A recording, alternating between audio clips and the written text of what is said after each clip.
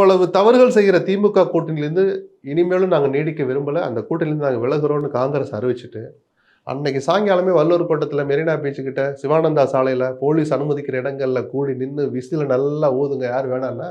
பிரவீன் சக்கரவர்த்தி பேசுனதெல்லாம் அக்கிரமம் சார்.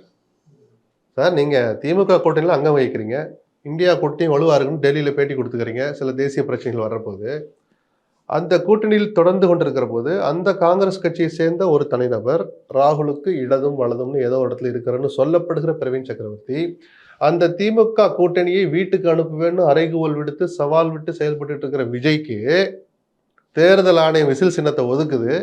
இவர் குதூகலிக்கிறார், விசில் ஊதியாச்சு தமிழ்நாடு சட்டமன்ற தேர்தலுக்குங்கிறாரு. அப்ப நீங்க யாரு?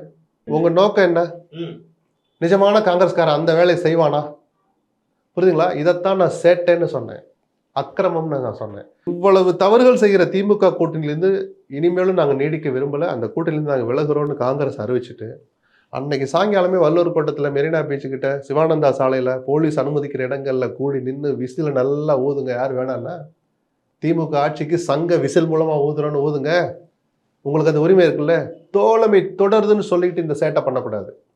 அப்போ இவர் ஒருத்தர், மாணிக் தாக்கூர் ஒரு எம்பி தான், மக்களவையில் காங்கிரஸ் கட்சியோட கொறடாங்கிற ஒரு அடையாளப்படுத்தப்பட்ட அங்கீகரிக்கப்பட்ட பதவியில் இருக்கிற ஒருத்தர், அவரும் இதே மாதிரி வலதுகரம்னு சொல்லப்படுகிற ஒருத்தர். அப்ப ராகுலுக்கு இடதும் வலதுமாக இருக்கிற இரண்டு தனிநபர்கள் ஒரு முறை அல்ல இருமுறை அல்ல அகில இந்திய தலைமை கண்டிச்ச பிறகு தினசரி மெசேஜ் போட்டுட்டு இருக்கிறாங்க, ட்விட்டர் போடுறாங்க.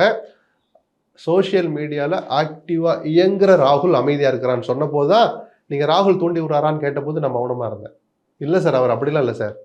என்ன சார் அவரை போய் இப்படி சொல்லிட்டீங்க அப்படின்னு என்னால் சொல்ல முடியலையே. ராகுலுடைய அந்த கள்ள மௌனம் எவ்வளோ யோக்கியமற்றதுன்னு புரியுதா இப்போ உங்களுக்கு? அவங்க என்ன நிலைப்பாடெல்லாம் எடுக்கட்டும் சார், அவங்க எந்த அணியிலையும் போய் சேரலாம், அது வேறு, அது அவங்களுடைய உரிமை.